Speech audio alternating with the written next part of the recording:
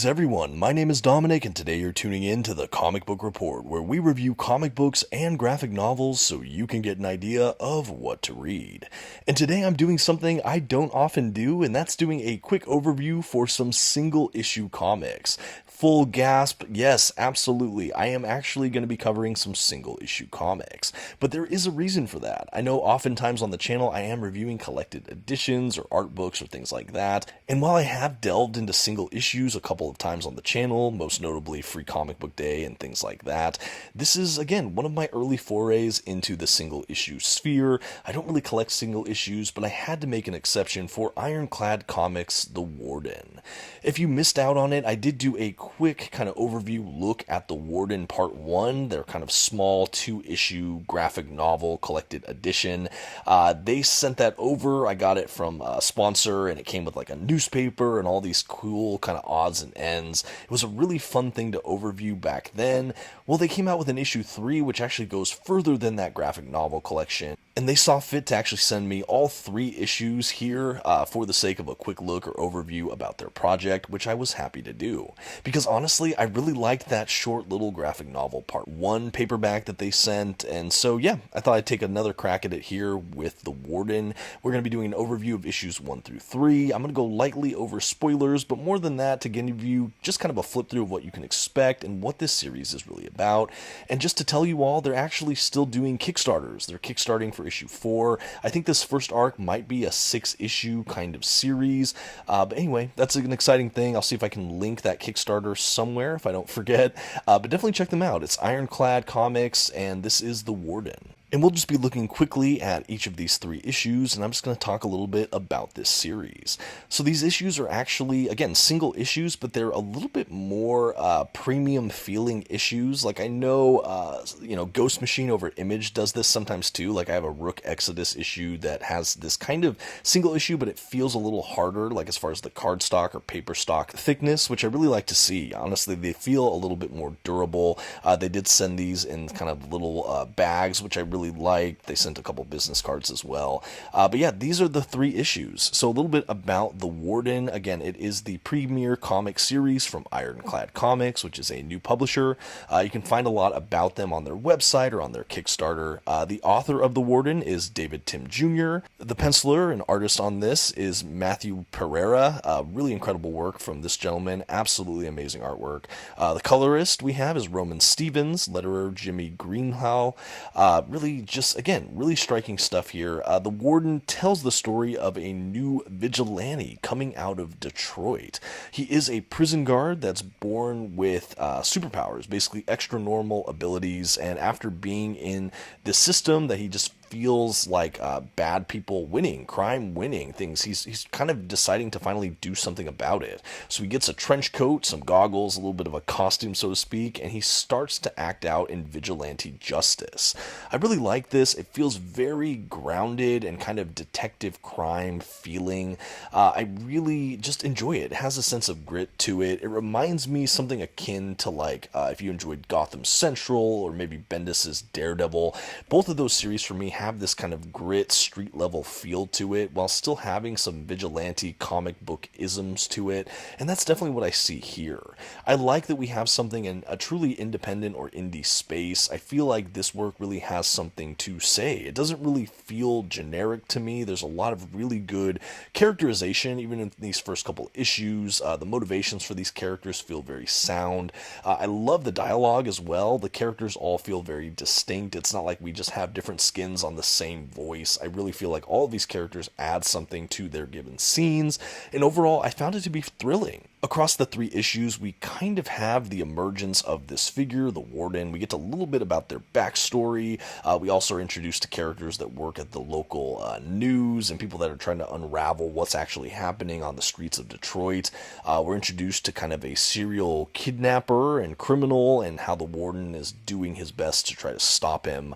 And overall, yeah, I really like it. Again, I reviewed or read the first 2 issues as a Part 1 graphic novel. Of course, now I have the first 2 issues in single issue as well, which is always fun to see, and now I have the issue 3, which I'll get to in a moment, that goes further in the storytelling than I've ever had the opportunity to read before receiving these. But before we get there, we're going to flip a little bit through issue 2. And I remember this issue, or this half of the part 1 graphic novel I read, just really started to pick up. We started to get more motivations for these characters, and things really started to move and shake. But yeah, these single issues are fun too. Like I said, the thicker paper stock is nice. I know we got some bonus art on both the covers and the back. There's some more art. I think the actual blurb on each of the 3 issues so far are identical, along with some of the interior pages as far as like on the ends. But all the content obviously is original for each issue. But yeah, I really like it. I like the production value here. I think this is Iron Clad Comics' first foray into comics, but so far it's really starting strong. I'm really impressed by the pacing and just overall atmospheric nature of the storytelling. Again, it throws back to some of my favorite kinds of comics, which is kind of gritty, crime, noir, super heroic, vigilante kind of books, and I think that this is squarely in that wheelhouse. I know a lot of you that might be watching right now like similar genres, so I'd encourage you, if this sounds like something up your alley, check them out online at their website or Kickstarter. Again, I don't really do this much. I don't do single issues. I don't even really take offers to review single issues often, but I happened to review this earlier on for a friend, and when they hit me up with the next issue, I said, you know what, for you guys, I'm going to give it a shot because I really enjoy the story so far, and I'm hoping to read the rest of it. I'm hoping to see where this storyline goes because I'm interested in the characters. I like that it's also set in a version of Detroit. It feels a little bit more grounded in that way as well, and I think that that's definitely an over quality for this series I can really commend, is that this feels very true to life with a little bit of extra seasoning in there for a, of course, superpowered vigilante, but it just plays itself so serious, so straight, and I just think it really pays off so far. Now, as we get into the last issue, I will say this is the first new material I had read since my last video, so I was pretty eager to dive into this. I really liked it. It dealt with the aftermath of what we saw at the end of issue 2, where the Warden really is kind of coming more into the fold. We also had some fallout and some ramifications with some of the reporter characters. I won't go into too many spoilers here. Suffice it to say, I really like to see the direction this characters or sequence of characters appear to be going. I also thought we had some of the most engaging and colorful work in this issue. The colorist, while has always been phenomenal, I think really in this issue we get to see a lot more palettes and kind of cooler colors explored, and I really liked that. I think that the imagery just really pops from the page.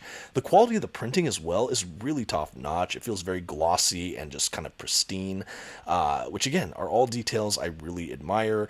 Again, I don't really venture into single issues much, and when I do make exceptions to see something that has this production value, it gets me excited, you know. And I am curious, in the comment section, did you watch my first video on the Warden? After that point, did you seek out reading it for yourself? I'd really love that kind of feedback. Again, I don't do these kinds of videos often, and this just happens to be a series I'm enjoying.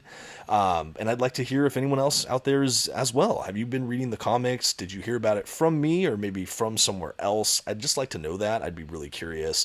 I'm hoping to see where this comic eventually goes. I think hopefully they release issue 4 before too long. Like I said, I think they're still actively Kickstartering for it, but I can't wait to see the end of this whole arc. Like I said, I think it might be 6 issues, give or take, but yeah, I'll finish up maybe a few more pages here, and then I actually just wanted to do a couple quick flyby, like overview shots of the art before wrapping up this overview.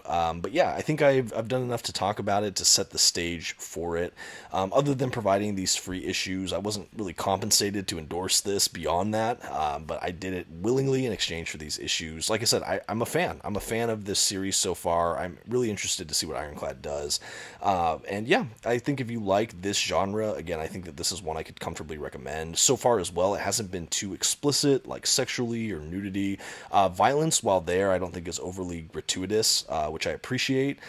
So while it does have mature themes and kind of a feel to it, I wouldn't say it's overly explicit or really overly, like that, which I did like. I have some sensitivities as far as the kind of comics I do enjoy engaging with. And, usually if something has too much like nudity or sexual content or even kind of graphic violence, it won't live long on my shelves or I won't review it often.